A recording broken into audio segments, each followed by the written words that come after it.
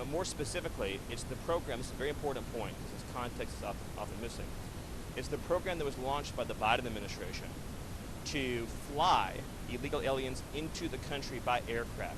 So when you hear about migrant flights, when you hear about illegal aliens being flown into the country, there were other programs too. They had a flying program, they had a free transportation program for hundreds of thousands of illegals at the border that was run out of DHS and funded by FEMA. It had a separate program for UAC, unaccompanied alien children. But when you think about mostly when people are talking about the migrant flights, they're talking about this program, the fly-ins for these illegal aliens.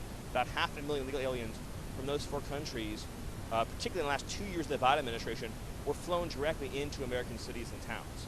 So of course we revoked those, they called it parole for those individuals, amnesty basically, and now of course they're all subject to deportation from the United States.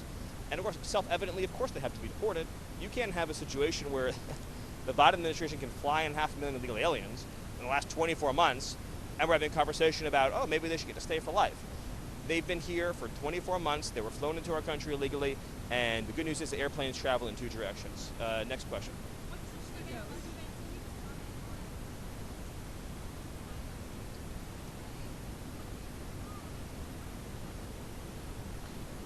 It's a great question and a very valid question. I'm going to let the USTR, the trade rep, Jameson Greer, as well as Secretary of Commerce and Secretary Lutnick, provide more detail on that. I know that's not exactly the answer that you want, but I will speak at a high level to the fact that China has abrogated the agreement. The United States acted immediately and in good faith, as of course you all saw, with the proclamation adjusting the tariff rate. China did not fulfill the obligations that it made and committed to with the United States. And so that opens up all manner of action for the United States to ensure future compliance. It remains the President's hope and desire that China will choose the path of cooperation, of common ground, and that we can open up China to American business, just in the same way that America, of course, as we all know, has been open to Chinese business for a very long time now. So hopefully China will choose the path, to use a very common bureaucratic phrase, of rules-based conduct, not a phrase I often use, but it applies here, and follow the agreement that they reached.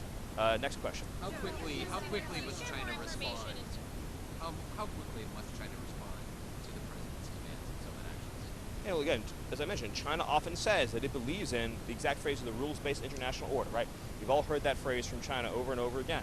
This is the chance to show it's serious about upholding that commitment to the rules-based international order. And as soon as possible is the best answer I can give you. We want to see them comply with their agreements with the United States and fulfill their obligations so that we can have, again, a relationship that is cooperative and that is constructive, which is what the president wants. Stephen, could you share more information about the person who was impersonating Youssef while they're now investigating that? Can you share? I don't have any information on that. I apologize. Yes.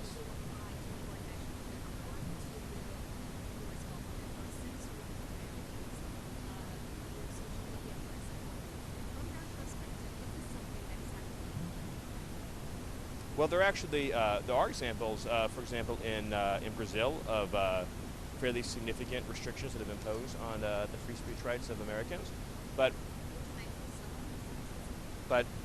just as a general matter, this represents the United States' continued commitment to restoring free speech and fighting censorship. It was one of the big issues in the election, and we're going to fulfill and follow through on that commitment.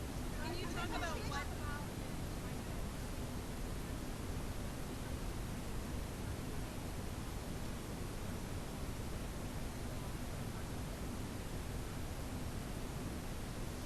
Well, the State Department is putting that in place right now, so I don't want to get ahead of Secretary Rubio in how exactly that's going to be developed. So details to come.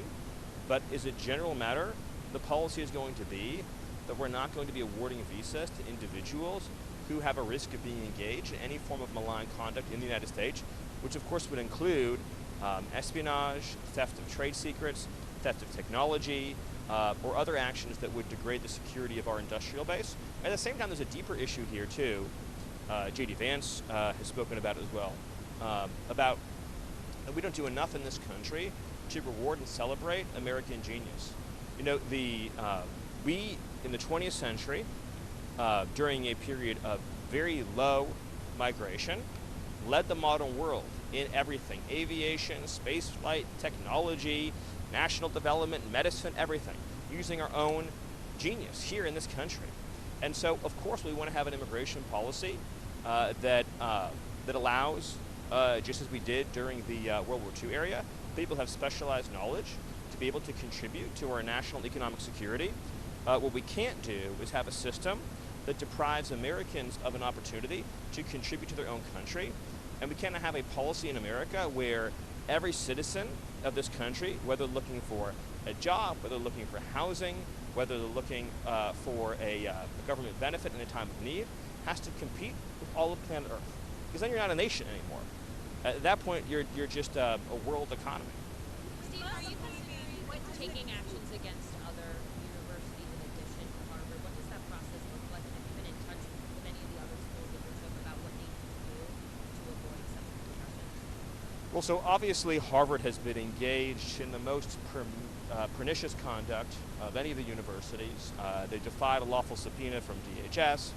They're engaged in a pattern and practice of invidious race-based discrimination, illegal gender and sex-based discrimination. They failed to comply with the Supreme Court ruling in Students for Fair Admissions, and just the beginning of the examples of Harvard's perfidy and unlawful conduct. But the administration is, as you know, looking back to our very first executive orders, is going through a compliance process with all of America's institutions of higher learning and K through 12 to ensure rigorous compliance with our nation's civil rights laws, in particular Title VI and VII and Title IX. So that's protections against racial discrimination and protections against sex-based discrimination.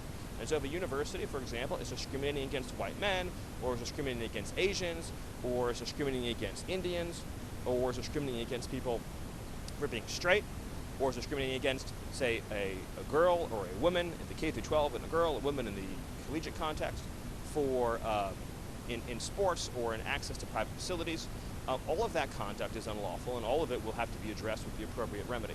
Did this White House have concern about drug use by Elon Musk? The drugs that we're concerned about are the drugs pouring across the southern border. Next question.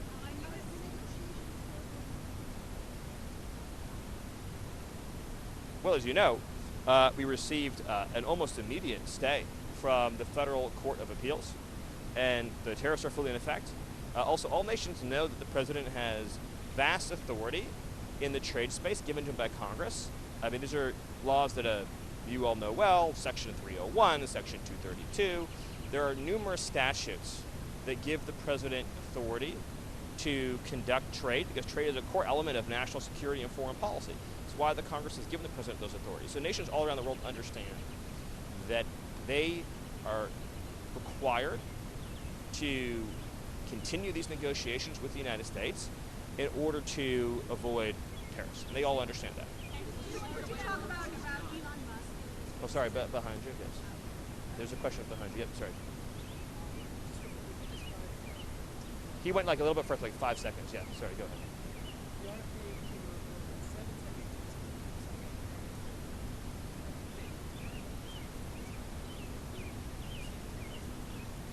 Now, I don't believe that's true, but even regardless, the reality is that what has been fake for generations now is the medical and nutrition advice that so much of this government has been giving our families.